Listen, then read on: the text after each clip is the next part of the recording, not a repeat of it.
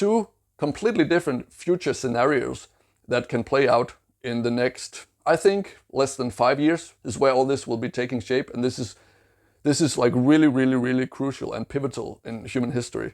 And just to summarize it like quickly, if the people at the WEF stays in control with all the climate crisis and drama agendas, if they stay in control, we're going to end up in a world where AI and robotics are probably going to be way more powerful. So the general public will live below as a lower level citizens than robots. Okay, I have lots of reasons for this. Okay, just go along with me for a moment.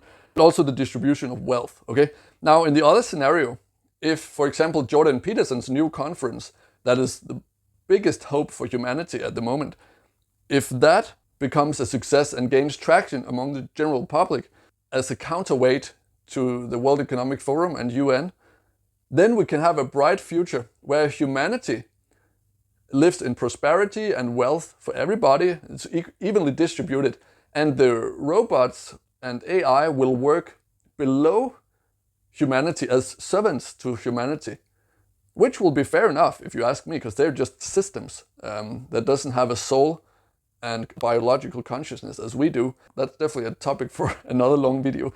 Anyways, we have these big two scenarios. Okay, so I'll go through them systematically now. Okay, so scenario one that we currently are on the path towards is the World Economic Forum's future, where there's going to be a very big difference between the rich and the poor, which they prefer.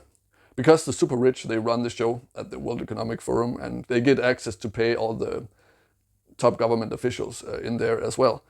So there's going to be a big difference between rich and poor, like a lot of really poor people and a very small amount of really rich people. That's going to be the landscape of the future. And the robots and AI is going to be given more power and more rights than the general public.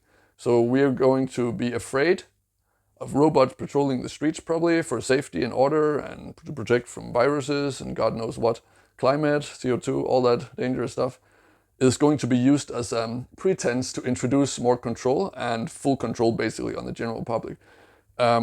Because, of course, obviously, when the top industrialists, they have a robotic workforce, they don't really want to be bothered with the general public anymore, because the general public are not really needed as a workforce anymore, which is a bit concerning in my opinion.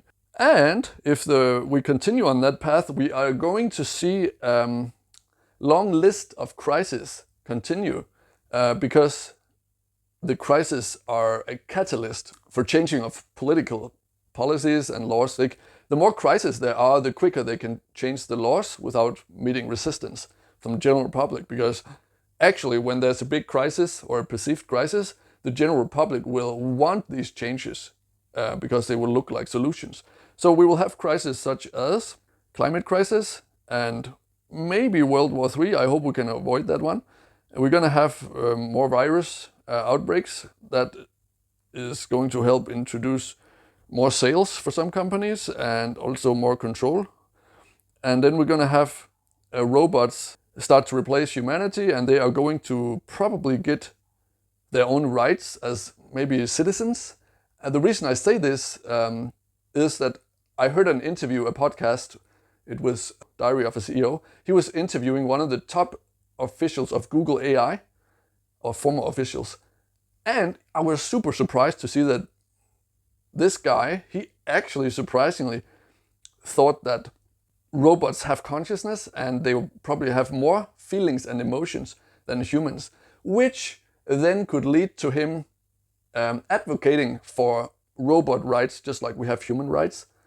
And also Larry Page, one of the founders of Google, he had a discussion with Elon Musk where he actually called Elon Musk a speciesist, which is a similar word as racist, but just being pro-human as a bad thing. So he said, oh, Elon Musk, you're a speciesist. It means you love humanity. So it looked like Larry Page, he is not necessarily for humanity. Maybe he's more for like super efficient AI that will just kick the ass of humanity in any way possible. Maybe Larry Page wants to become a cyborg, like a superhuman that is partially AI and partially human. Who knows? Anyways, then we also have the immigrant crisis or migrant crisis that is going to disrupt supply chains, and which is going to result in energy crisis and a food and water crisis, and all these crises with chaos in the streets, like we're already seeing in New York, could be a convenient situation to introduce military into the streets and robot military, like the robot dogs, maybe give them some guns as well, to maintain law and order on a very forceful way. And the media could be used to create this big new narrative then that robots in the streets are absolutely necessary to maintain law and order. And yeah, if that's the world you want to live in, then support the WEF and the United Nations, because that's where it's headed. Now, let's talk about a bright future. If Jordan Peterson's ARC conference in London this year becomes a success and gains traction, then there's a hope for a bright future. Okay? And he has invited people from academia, people from government, people from businesses on a high level to take part in this, and thinkers that have ideas for a bright future. And this could lead for a bright future of prosperity for all in the general public, especially if human rights and democracy is maintained above robotics and robot rights. And I recommend also limiting AI to narrow AI and not super AI. That's just my personal solution for that.